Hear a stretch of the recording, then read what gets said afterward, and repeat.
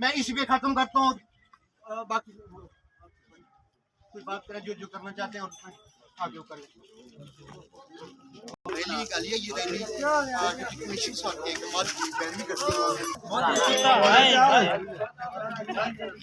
हमारे पास घोड़े तैयार है, अभी देख सकते हैं ये हमने रखे हुए हैं याद के लिए।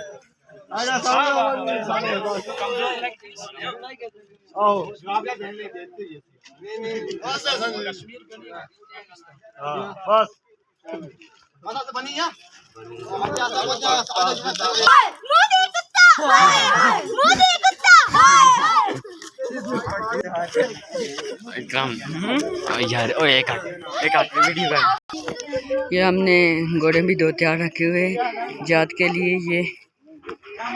और